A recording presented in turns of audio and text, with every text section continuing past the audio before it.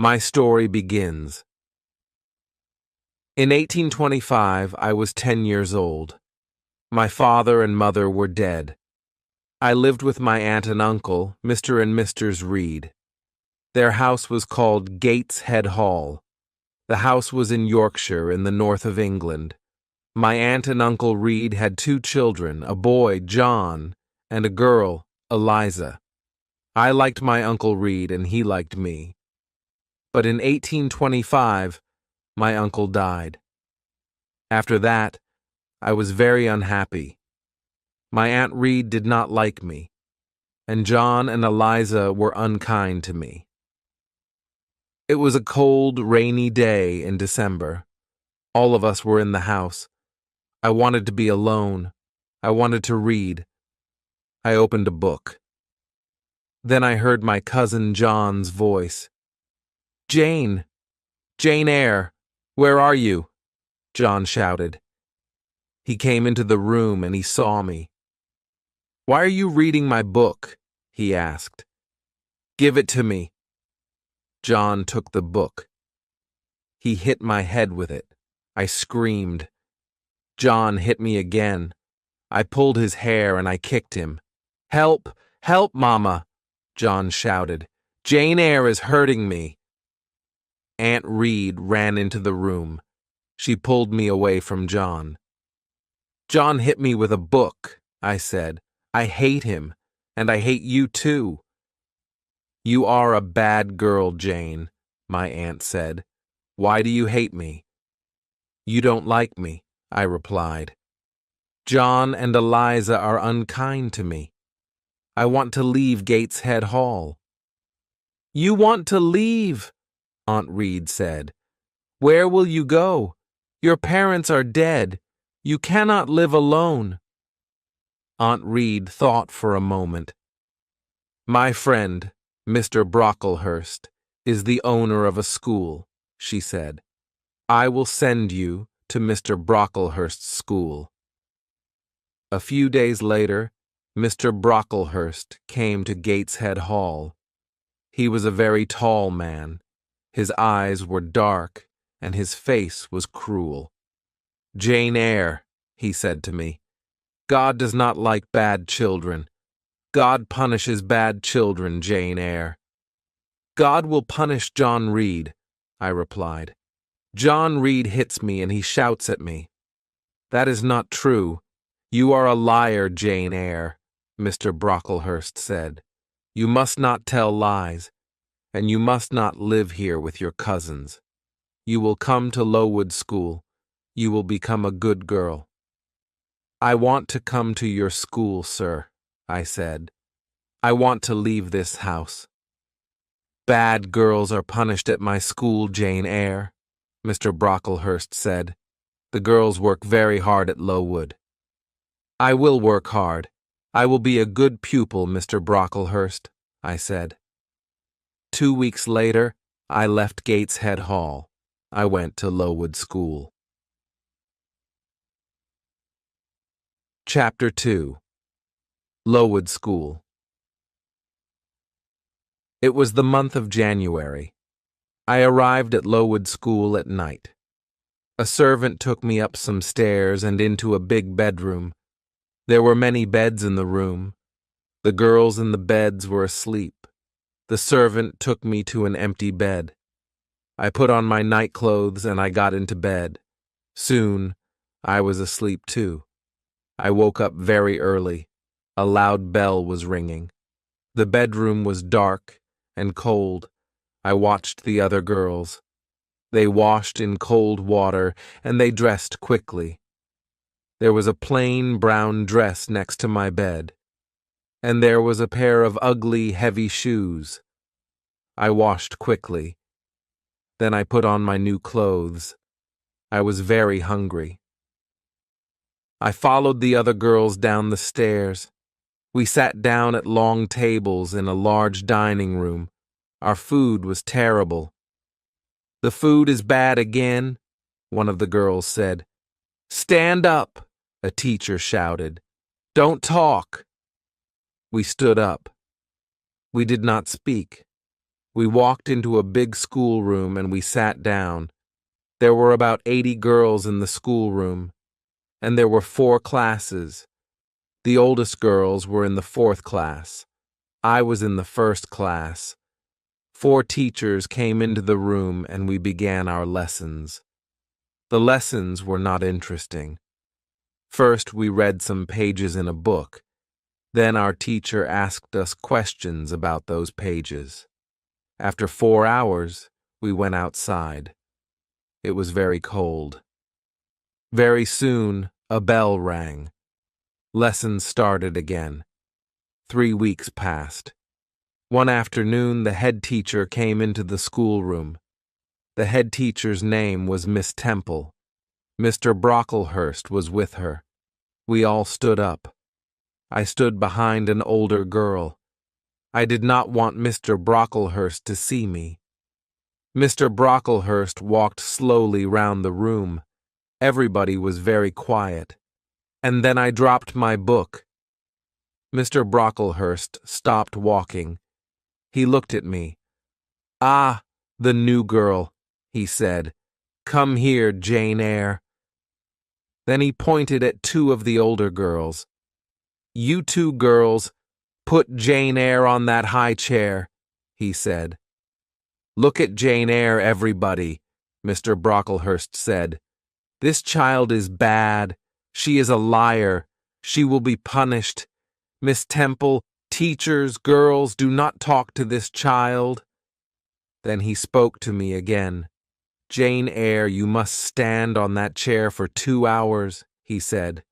"You are a bad girl." That evening, I cried and cried, but Miss Temple was kind to me. "You are a good pupil, Jane," she said, "and you are not a bad girl. I am your friend, Jane." "Thank you, Miss Temple," I said. Lowood School was in an unhealthy place. The buildings were wet and cold.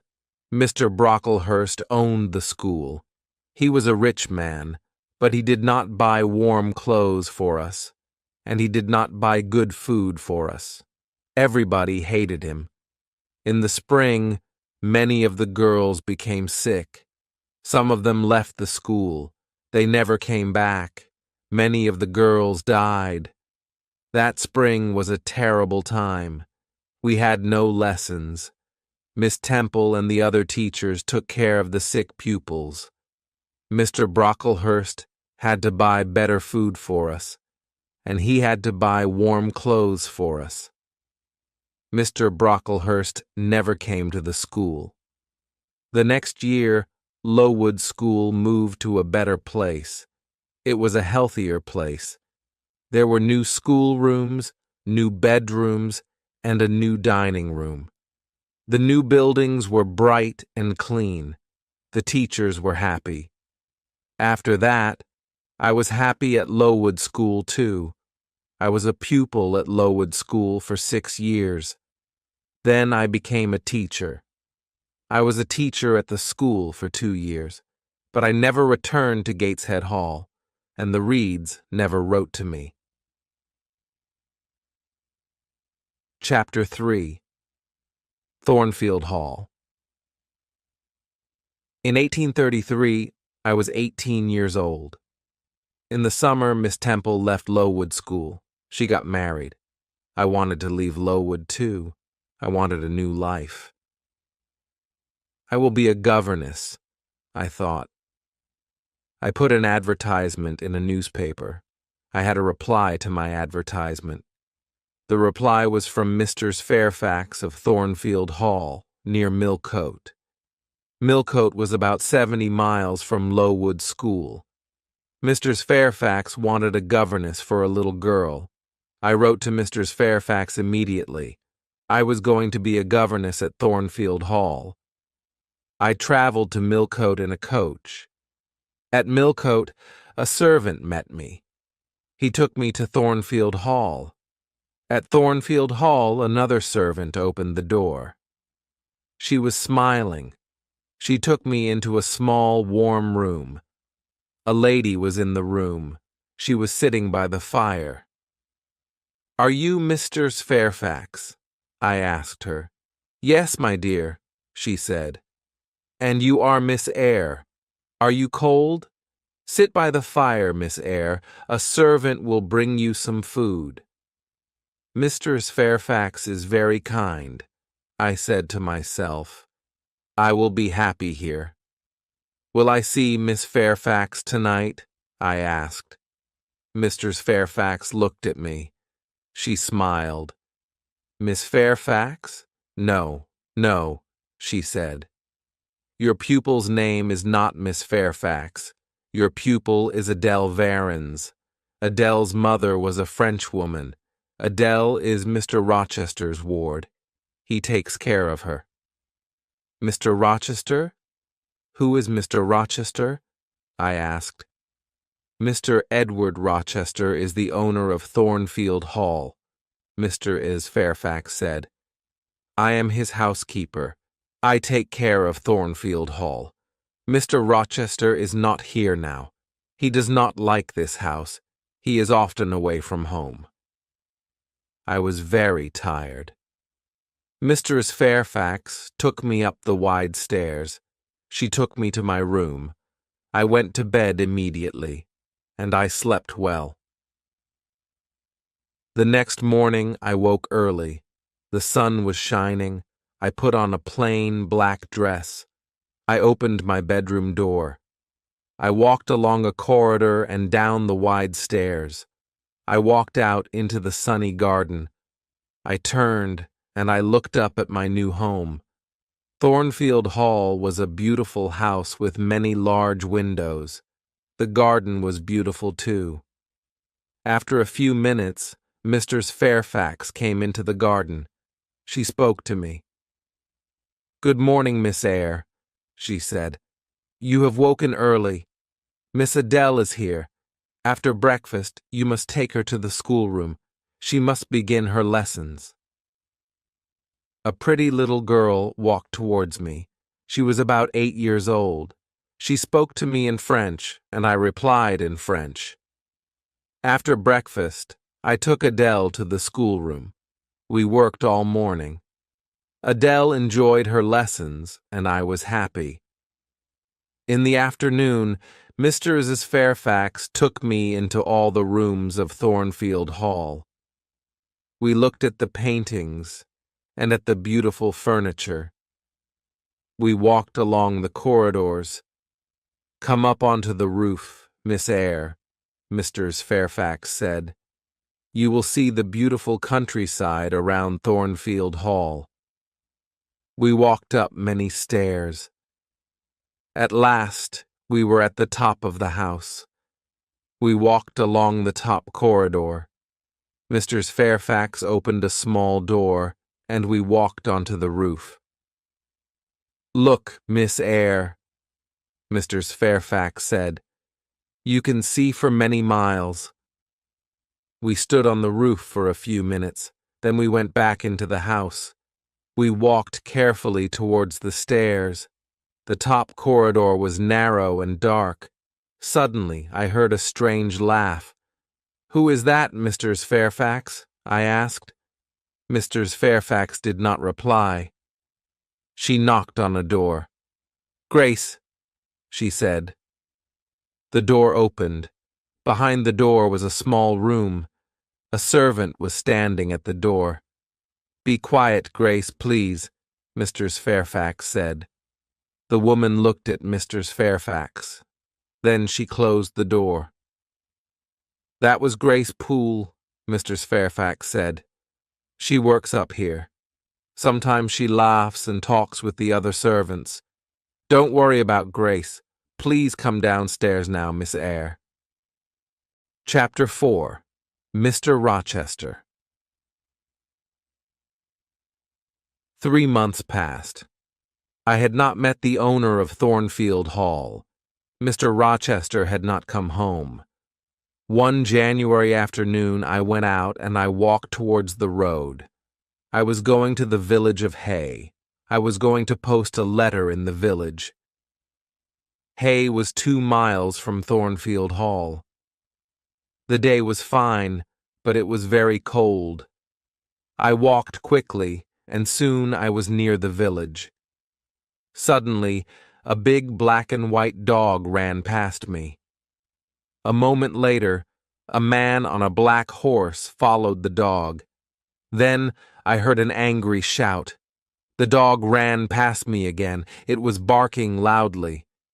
I turned round. The horse had fallen on the icy ground, and the man had fallen from the horse, walked towards them. "Can I help you, sir?" I asked. "My horse fell. I've hurt my foot," the man said. The horse stood up. The man tried to stand up too, but he could not stand. He fell onto the ground again. The man was about 35 years old. He was not handsome, but he had a strong face. He had dark eyes and black hair. He was not very tall, but his body was powerful.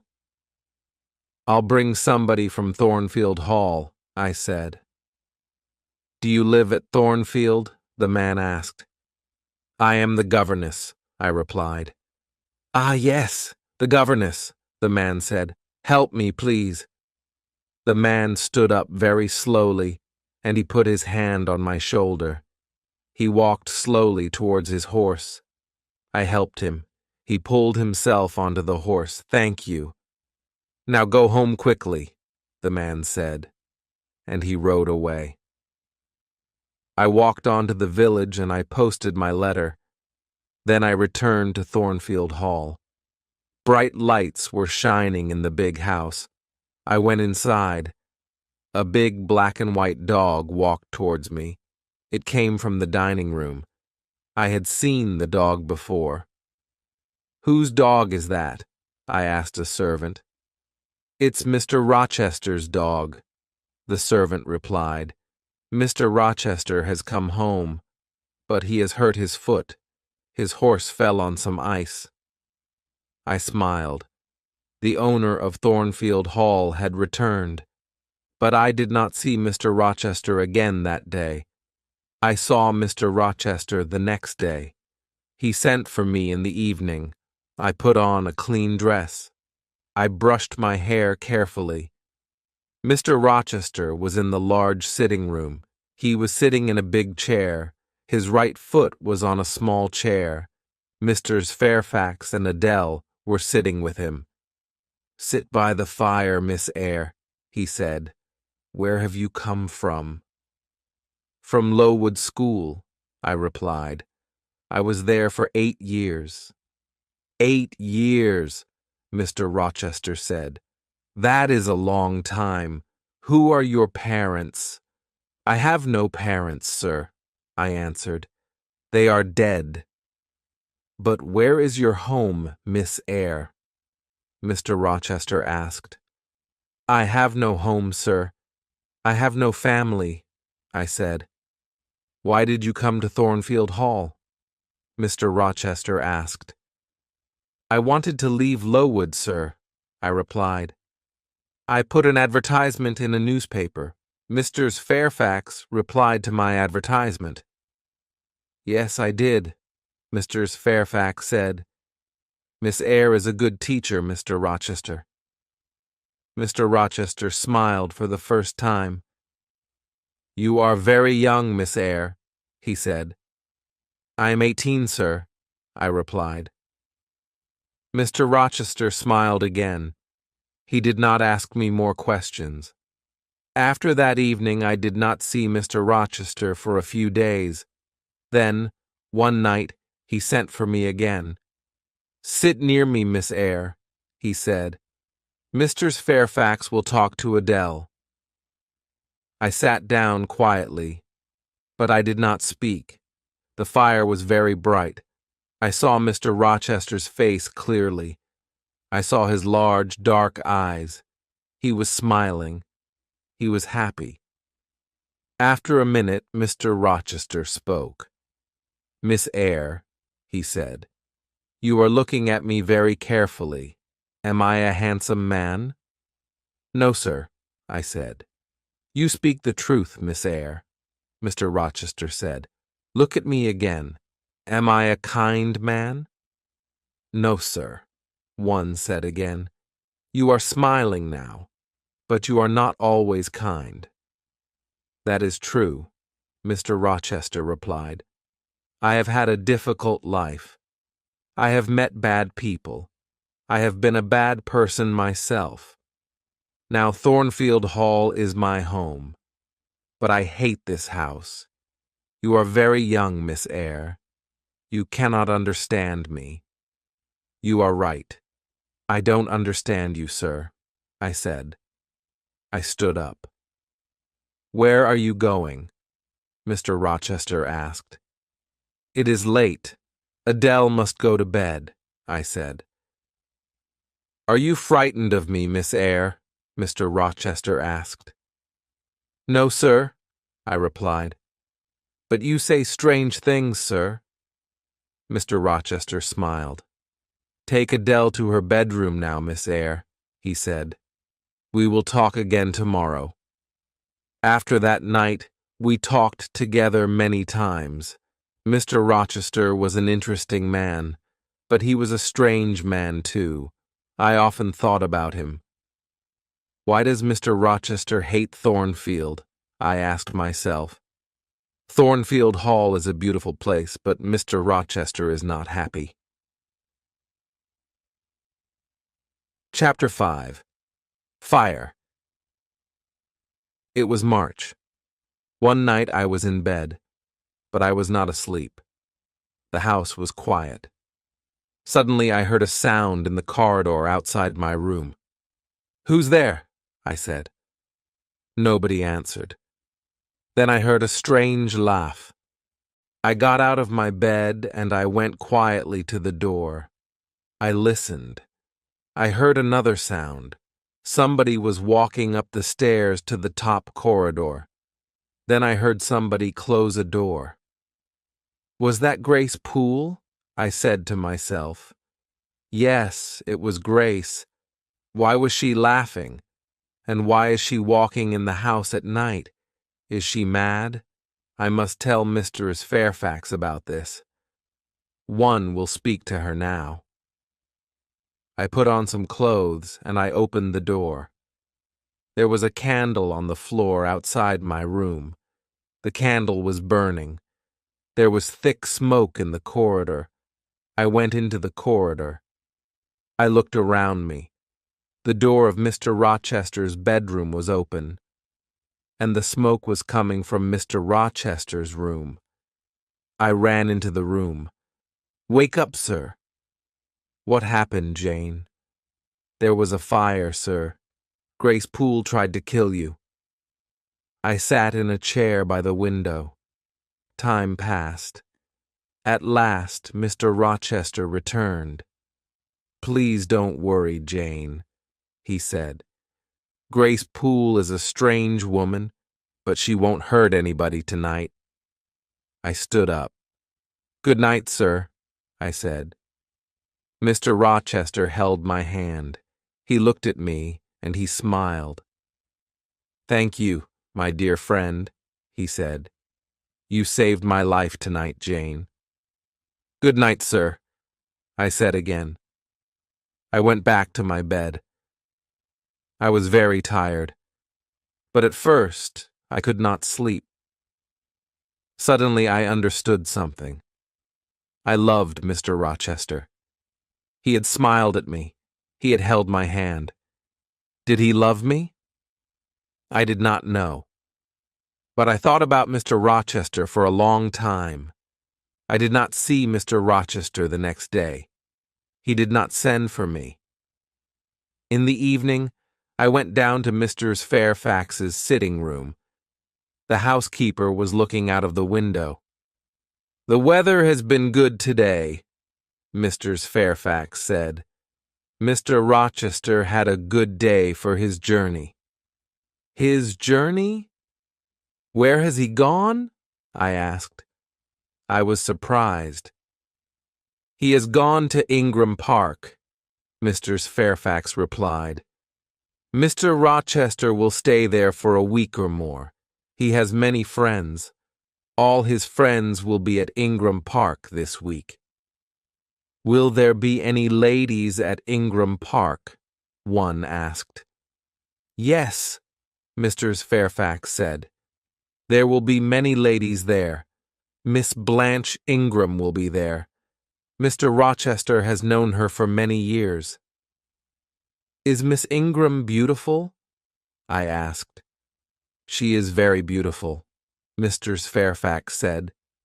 Will Mr. Rochester marry her? I asked. Mr. Fairfax smiled. I don't know, Miss Eyre, she replied. I don't know. I was very unhappy. I went up to my bedroom. I looked in my mirror. Jane Eyre, I said to myself, you are not pretty, and you are poor. Mr. Rochester will never marry you. He will marry Miss Blanche Ingram. She is a rich lady. You are a poor governess.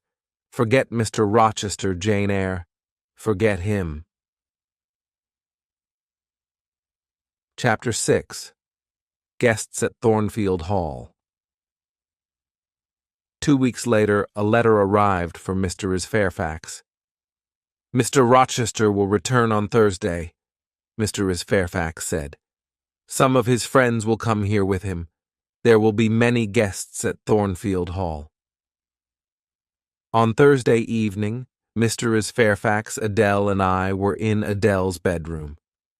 Mr. Fairfax was looking out of the window. The guests are arriving now, Mr. Fairfax said. I went to the window and I looked out. There were 3 carriages. 2 people were riding horses. Mr. Rochester was riding his big black horse. A beautiful young woman was riding a white horse. Mr. Fairfax pointed to the young woman. That is Miss Ingram, the housekeeper said. Then she went downstairs. Adele wanted to go downstairs too. No, Adele, I said. We cannot go downstairs tonight. Mr. Rochester is talking to his guests. The next day, Mr. Fairfax came into the schoolroom. Mr. Rochester wants you to meet his guests tonight, Miss Eyre, she said. Adele must meet them too. Later, Adele and I went quietly into the sitting room, and soon 8 ladies came into the room. One of them was tall, dark, and very beautiful. She was Blanche Ingram. Adele ran towards her. Good evening, beautiful lady, she said in French. What a pretty little girl, Blanche Ingram said. Miss Ingram spoke to the other ladies, and she spoke to Adele, but she did not speak to me. Half an hour later, the gentleman came into the room. I looked at Mr. Rochester. He saw me, but he did not speak to me. Miss Ingram pointed at Adele. Why doesn't this little girl live at a school, Mr. Rochester? She asked. Adele learns her lessons at home, Mr. Rochester replied. She has a governess. Oh, yes, that small woman by the window, Miss Ingram said. I had many governesses. I hated all of them. They were all ugly and stupid. Later, Miss Ingram and Mr. Rochester sang some songs together. Mr. Rochester had a fine voice. I listened to the songs. Then I left the room. Mr. Rochester followed me. What is wrong, Jane? He asked. Nothing is wrong, sir, I said. But I am tired. I am going to my room. Good night, sir. You are tired, and you are unhappy too, Mr. Rochester replied. There are tears in your eyes. Rest now, Jane. But please come and meet my guests tomorrow evening. Don't forget Jane. The guests stayed at Thornfield Hall for 2 weeks. Every evening, I went to the sitting room with Adele. Nobody spoke to me. Mr. Rochester and Miss Ingram were always together. One afternoon, Mr. Rochester went to Millcote. He returned late in the evening. I met him at the front door. "Another guest has arrived, sir," I told him. "His name is Mr. Mason. He has come from the West Indies." Suddenly, Mr. Rochester's face was pale. He held my hand tightly. "Mason, the West Indies.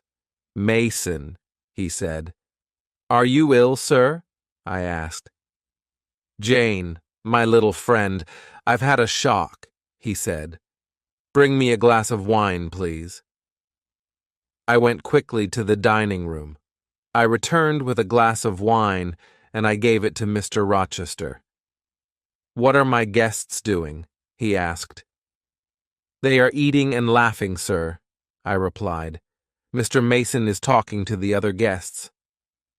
"One day they will all hate me," Mr. Rochester said. "Now, go into the dining room again. Tell Mason to meet me in the library." I gave Mr. Mason the message. Then I went to my bedroom. I got into my bed. Later, I heard Mr. Rochester coming up the stairs with Mr. Mason. They were laughing and talking. Soon, I was asleep. Chapter 7. A Terrible Night. Some hours later, I woke up. A terrible cry had woken me. The moon was bright. Its light was shining through my window. I listened. Then I heard somebody shouting, "Help! Help! Rochester, help me!" The voice came from the top corridor. "Help! Help!" I got out of bed, and I put on a dress and some shoes. I opened my door. All the guests were in the corridor outside the bedrooms. They were all asking questions. "What happened?" they asked. "Is there a fire? Who is hurt? Where is Mr. Rochester?" "I am here," Mr. Rochester said. He was walking down the stairs from the top corridor. "What is wrong, Mr. Rochester?" Miss Ingram asked. "What has happened?" "Nothing is wrong," Mr. Rochester replied. "One of the servants has had a bad dream. Go back to bed." I went back to my room, but something was wrong. I did not get into my bed. I waited. Soon, somebody knocked on my door. I opened the door. Mr. Rochester was standing in the corridor. "Jane, follow me. Do not make a sound," Mr. Rochester said. We went up to the top corridor. Mr. Rochester unlocked a door, and we went inside a room. Mr. Mason was sitting on a chair in the room. His face was pale, and his shirt was covered with blood. Then I heard a terrible laugh. The sound came from the next room. Grace Poole is a madwoman, I thought. Why does Mr. Rochester have a mad servant? Mr. Rochester spoke quietly to Mr. Mason. "I am going to bring a doctor, Richard," he said. Then he spoke to me. "Stay here, Jane. Wash Mr. Mason's arm, but do not speak to him." Mr. Rochester left the room. I washed Mr. Mason's arm. We waited for Mr. Rochester and the doctor. Mr. Mason did not speak to me, and I did not speak to him. After 2 hours, Mr. Rochester returned. The doctor was with him. The doctor looked at Mr. Mason's arm. "She bit me," Mr. Mason said. "I came up here. I wanted to see her. I wanted to help her, but she bit me." "Be quiet now, Richard," Mr. Rochester said quickly. The doctor put a bandage on Mr. Mason's arm. Mr. Rochester put Mr. Mason's coat round the injured man's shoulders. Then he spoke to me again. "Run downstairs, Jane. Unlock the small door at the side of the house, he said. We will follow you. I went quickly downstairs and I opened the door. Outside the door, a servant was waiting with a carriage. Mr. Mason and the doctor came out of the house. They got into the carriage. Then Mr. Rochester came out of the house too. Mr. Mason spoke to him through the window of the carriage. Help her. Be kind to her, Rochester, he said.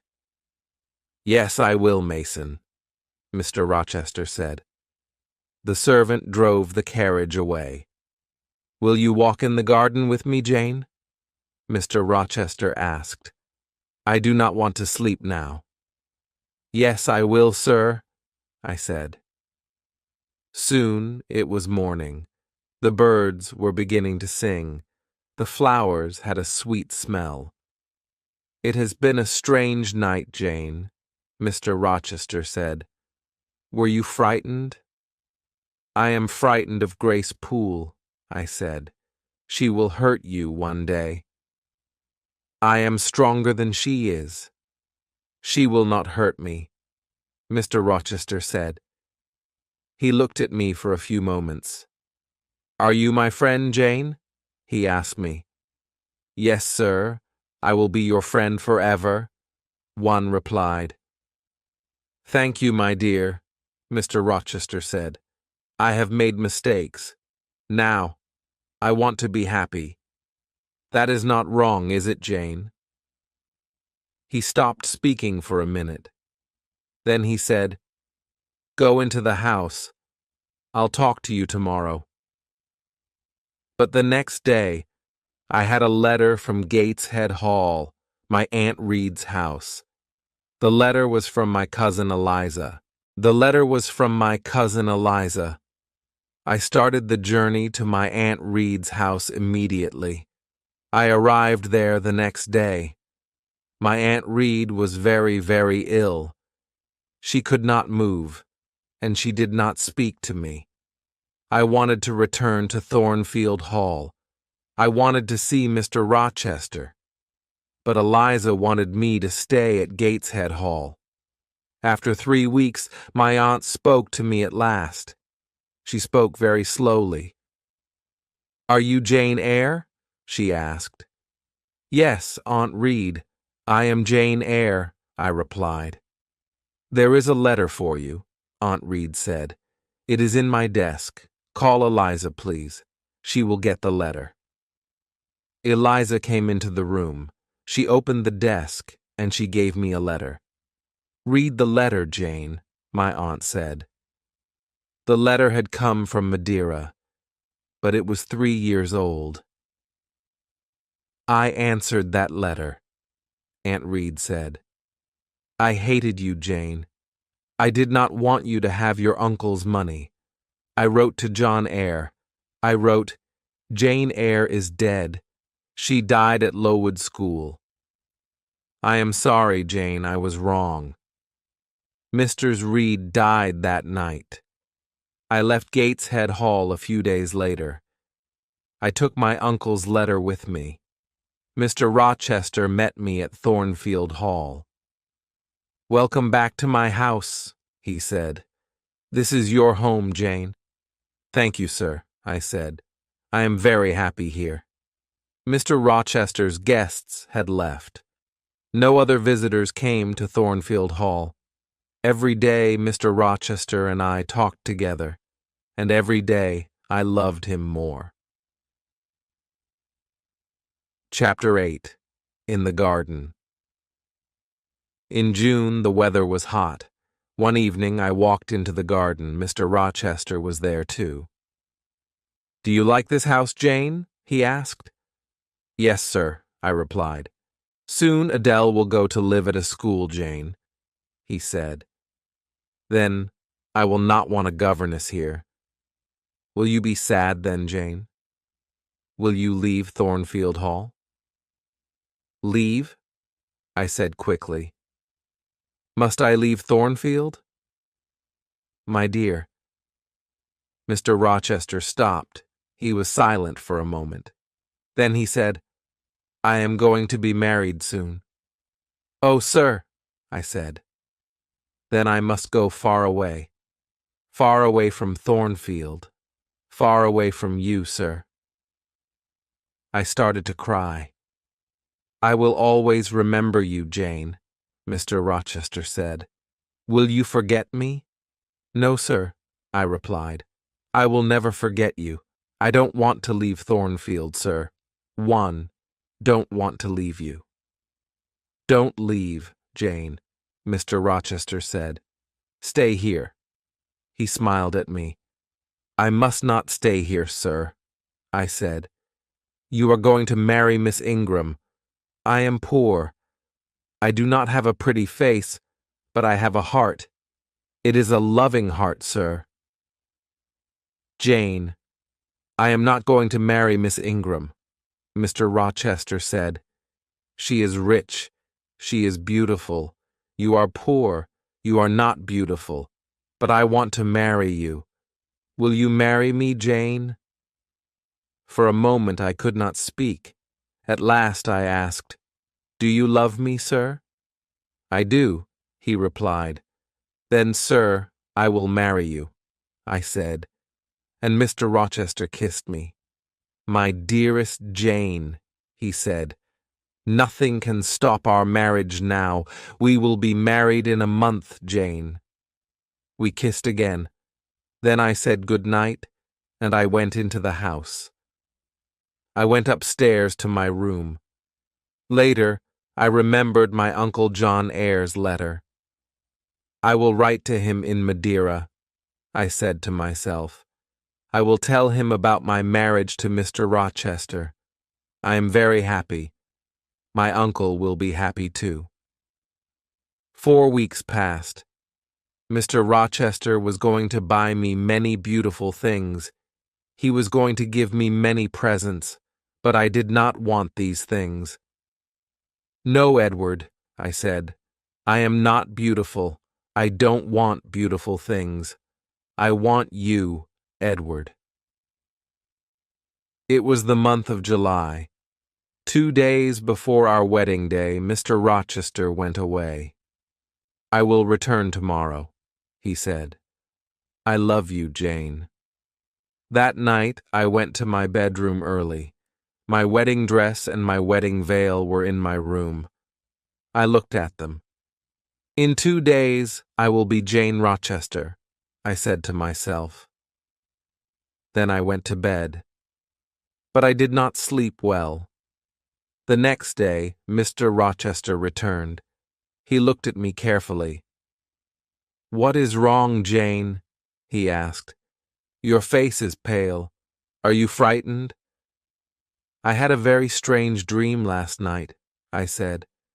It was a dream about this house, but in my dream, Thornfield Hall had no roof. The walls were burnt. They were black. In my dream, I tried to find you, but you were not in the house. Are you afraid of a dream, Jane? Mr. Rochester asked. No, Edward, I replied, but I woke up from my dream. There was a woman in my room. She was tall and heavy. She had long black hair. The woman was holding a candle, I said. She put the candle by my mirror. She put my wedding veil over her head and she looked in the mirror. Then I saw her face.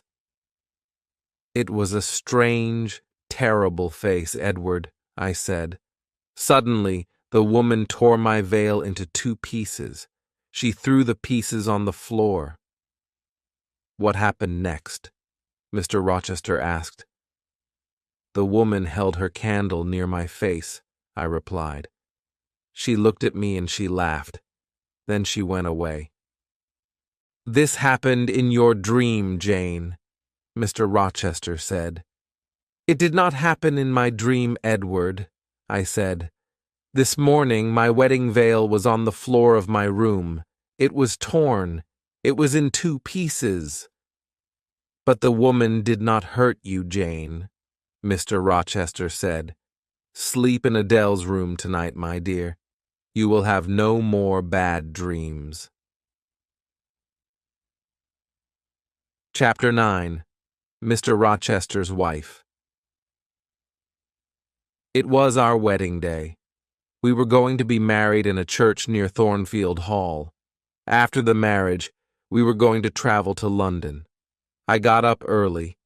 I put on my wedding dress, and I went downstairs. Mr. Rochester was waiting for me.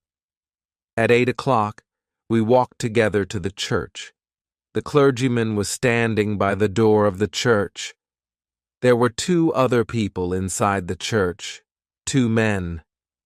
They were sitting in a dark corner. I could not see them very well. The clergyman started to speak. At every marriage, the clergyman asks an important question. He asks the people in the church, "Is there a problem about this marriage?" The clergyman spoke loudly. He asked this question, and he waited. There was silence for a moment, and then one of the men in the dark corner stood up. He spoke loudly. "There is a problem. These 2 people must not be married," he said. "There is not a problem," Mr. Rochester said to the clergyman. "Please go on with the marriage." "No, I cannot go on with the marriage," the clergyman replied. He spoke to the man in the corner. "What is the problem, sir?" he asked. Mr. Rochester turned and looked at the man. "Who are you? What do you know about me?" he asked angrily. "My name is Briggs, sir. I'm a lawyer," the man replied. "I know many things about you. 15 years ago, you were married in the West Indies. Your wife's name is Bertha Mason. She is alive. She lives at Thornfield Hall." "How do you know that?" Mr. Rochester shouted. The other man in the dark corner stood up. He walked towards us. It was Richard Mason. "Bertha Mason is my sister," he said. "I saw her at Thornfield Hall in April." Mr. Rochester's face was pale. For a minute he was silent. Then he spoke quietly. "It is true," he said. "My wife is living at Thornfield Hall. She is mad. Come to the house, all of you. Come and see Mr. Rochester. Come and see the mad woman." We all left the church. Nobody spoke. At Thornfield, Mrs. Fairfax and Adele were waiting for us. They were smiling happily.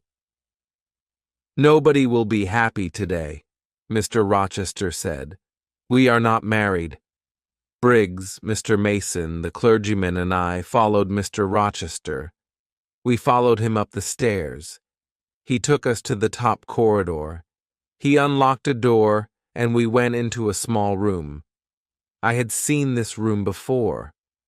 We walked through the room to another door. Mr. Rochester unlocked this door, and we saw a larger room. Grace Poole was sitting in the room, but another woman was there too. She was tall and heavy. Her dark hair was in front of her face. The woman turned and looked at us. I knew that terrible, mad face. I had seen it in my bedroom 2 nights before. The mad woman saw Mr. Rochester. She screamed and she ran towards him. "Be careful, sir," Grace Poole said. The mad woman was very strong. She screamed and she hit Mr. Rochester, but Mr. Rochester held her arms. "This woman is my wife," Mr. Rochester said angrily. "I wanted to forget about her. I wanted to marry this young girl, Jane Eyre. Was I wrong?" He was silent for a few moments. Then he spoke quietly. "Yes, I was wrong," he said. "I love Jane Eyre, but I was wrong. Now go, all of you. I must take care of my mad wife." I went slowly downstairs. Mr. Briggs, the lawyer, spoke to me. "I am sorry for you, Miss Eyre," he said. "You did nothing wrong. Your uncle, John Eyre, is sorry for you too. He read your letter, and then he met Richard Mason in Madeira. Your uncle is dying, Miss Eyre. He could not come to England. He sent me here. He wanted me to stop this marriage. I did not answer. I went to my room and I locked the door. I took off my wedding dress. I put on a plain black dress. I lay down on my bed. I am Jane Eyre today, I thought. I will be Jane Eyre tomorrow. I will never be Jane Rochester. I must leave Thornfield Hall. I must never see Mr. Rochester again. My life here is finished. Many hours later, I got off the bed. I unlocked my door. Mr. Rochester was waiting outside my room. "You are unhappy, Jane," he said. "I am very, very sorry. Jane, we will leave Thornfield. We will go to another country. We will be happy again." "I cannot be your wife. I cannot live with you," I said. "I must leave you, Edward." "Listen, Jane," Mr. Rochester said. "My father wanted me to marry Bertha Mason. Her family was very rich. I married her. My father was happy, but I was not happy. Bertha was mad, and she was a bad woman. Nobody told me about her. She was married to me, but she met other men. She was drunk every day. She tried to kill me many times. After 4 years, I brought Bertha here to Thornfield Hall," Mr. Rochester said. "Then went away. Grace Poole took care of Bertha. I met other women. One of them was a French singer. She was Adele's mother. Adele is my daughter, Jane. But I did not love the French singer. I did not love anybody. I came home to Thornfield Hall. Then you came here and I loved you. I will always love you. Please stay with me, Jane." "No, Edward," I said. "I am going away. We will be unhappy, but we must not be together. Goodbye, Edward." "Oh, Jane, Jane, my love," Mr. Rochester said. "Don't leave me." I kissed Mr. Rochester. "God will help you, Edward," I said. Quickly, I went into my room. I put some clothes into a bag. Later, I heard Mr. Rochester go into his room. Very quietly, I went downstairs. I opened the small door at the side of the house. I left Thornfield Hall and one walked to the road. It was dark. Soon, a coach came along the road. I gave all my money to the driver of the coach. I got into the coach. Many hours later, the coach stopped. It was 10 o'clock in the morning. "You must give me more money now," the driver said. "I have no more money," I said. "You have no more money? Then you must get out of the coach," the driver said. I got down onto the road. The coach moved away quickly, but I had left my bag in the coach. I looked around me. I was on a cold, empty moor. I was tired and hungry. I walked and walked. I had no money. I had no food. I walked until the evening came. At last, I lay down on the ground. I fell asleep immediately. Chapter 10. Moorhouse. The next morning I woke late. I walked along the road for many miles. It started to rain. Soon my clothes were wet. I saw no one. I walked on the moor all day. In the evening I was very tired again. I must sleep soon, I thought. Where shall I sleep? Then I saw a light. I walked slowly towards it. The rain was falling heavily, but I saw a house near the road. I walked up to the house. I knocked on the door. I waited, but nobody opened the door. I stood outside the house. I was very cold and very tired. I could not move.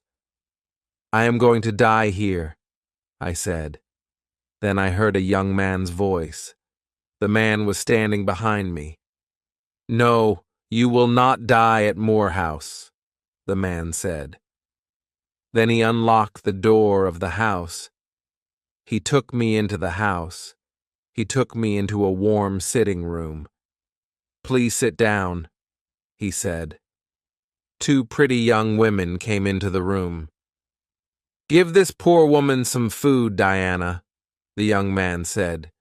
Give her some dry clothes, Mary. Then he spoke to me again. My name is St. John Rivers, he said. These are my sisters, Diana and Mary. What is your name, young woman? My name is Jane Elliot, I said. I closed my eyes. Jane is very tired, Diana said. She must go to bed now. I stayed in bed at Moore House for 3 days. Diana and Mary Rivers were governesses. They were staying at Moore House for a few days. St. John, their brother, was a clergyman. They were very kind to me. Soon, we were good friends. One day, St. John asked me about my life. I was a governess too, I told him. And I told him about Lowood School. But I did not tell him about Thornfield Hall. I did not tell him about Mr. Rochester. I want to work, St. John, I said. Will you help me? I have a plan, St. John said. A few miles from here, there is a village. Many of the girls in the village cannot read or write. I'm going to pay for a girls' school in the village, but I must find a teacher for these girls. I will teach them, St. John, I said. Good, he said. There will be a small house next to the school. You will live there. 3 days later, a letter arrived for St. John. Diana, Mary, our Uncle John is dead, he told his sisters, but we will not have any of his money. He gave the letter to his sisters. They read it. Uncle John was our mother's brother, Diana told me. He was very rich, but he has given all his money to another niece. We do not know her. Soon I went to live in the village. I lived in the house next to the school. Every day I taught the girls. My pupils worked hard, but I was not happy. Every day I thought about Edward Rochester. Does he think about me? I asked myself. 4 months passed. One day, St. John Rivers came to my house. He was holding a letter. He was worried. What is wrong? I asked. I want to ask you 3 questions, Jane, he replied. Is your name Jane Elliot? Do you have another name? Do you know Jane Eyre? I looked at him for a moment. I did not speak. I have some news for Jane Eyre, St. John said. Jane Eyre was a pupil at Lowood School, and she was a teacher there. Then she was a governess at Thornfield Hall, the home of Mr. Edward Rochester. How do you know this? I asked. What do you know about Mr. Rochester? How is he? I don't know, St. John said. This letter is from a lawyer. The lawyer tells a story about Mr. Rochester. Mr. Rochester had a mad wife, but he tried to marry Jane Eyre. She left Thornfield. Now this lawyer, Mr. Briggs, is trying to find her. I will tell you the truth, St. John, I said. My name is not Jane Elliot. My name is Jane Eyre, and I was a governess at Thornfield Hall. I know Mr. Rochester. Did Mr. Briggs write anything about Mr. Rochester? No, the letter is about you, Jane, St. John said. Your uncle, John Eyre, is dead. John Eyre has given you £20,000. You are rich, Jane. But why did Mr. Briggs write to you? I asked. My mother's name was Eyre, St. John said. She was your father's sister, Jane. Then you, Diana, and Mary are my cousins, I said. I thought carefully for a moment. Write to Diana and Mary, I said. They must come home. I will give all of you some of Uncle John's money. The next day I wrote to Mr. Briggs. I gave St. John, Diana, and Mary £5,000 each. I wrote to Mrs. Fairfax, too, but she did not reply. 6 months passed. I heard nothing from Thornfield Hall. I heard nothing about Mr. Rochester. Then, one day, I was walking on the moor. Suddenly I heard a voice. There was nobody on the moor, but the voice was calling my name. Jane, Jane, Jane. That is Mr. Rochester's voice, I said to myself. Then I shouted, I am coming, Edward, I am coming. I ran to Moor House. I spoke to my cousins. I am going to Thornfield Hall tomorrow, I told them. I began my journey the next day. Chapter 11. My story ends. 2 days later, I got out of a coach. I was standing on the road near Thornfield Hall. I ran across the fields. Was Mr. Rochester at Thornfield? Was he ill? And then I saw the house. The house had no roof. Its walls were burnt and black. Nobody was living there. I looked at the burnt black house. I had seen this before. I had seen it in a dream. I was frightened. Where was Edward Rochester? I went to the village of Hay. I asked about Thornfield Hall. I asked about Mr. Rochester. 3 months ago there was a fire at Thornfield Hall, a man told me. The mad woman burnt the house. She was Mr. Rochester's wife. Was Mr. Rochester in the house? I asked. Yes, he was there, the man replied. He tried to save his wife's life. He went into the burning house. But the mad woman jumped from the roof. She died. Was Mr. Rochester hurt? I asked quickly. Yes, he was badly hurt, the man said. He is blind, he can't see, and he has only one hand. Where is he?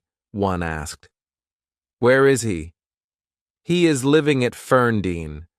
It is an old house, about 30 miles away, the man said. Do you have a carriage? I asked. I must go to Ferndean immediately. I got out of the carriage near Ferndean. I walked to the house. I knocked on the door. A servant opened it. I knew her. Oh, Miss Eyre, you have come, she said. Mr. Rochester has been calling your name. A bell rang in another room. That is Mr. Rochester's bell, the woman said. He wants some candles. There were 2 candles on a table near the door. The woman lit them, and she picked them up.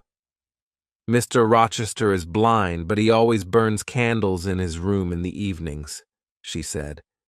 Give the candles to me, I said. I'll take them to him. I opened the door of Mr. Rochester's room. His black and white dog was sitting by the fire. The dog jumped up and ran towards me. Who is there? Mr. Rochester said. Don't you know me, Edward? I asked. Your dog knows me. I put the candles on a table. I held Mr. Rochester's hand. I know that voice, and I know this little hand, Mr. Rochester said. Is that you, Jane? Yes, sir, I have found you at last, I said. I will never leave you again. Then I told Mr. Rochester my story. "Why did you leave your cousins, Jane?" Mr. Rochester asked. "Why did you come back to me? I am blind. I have only one hand." "I will take care of you, Edward," I said.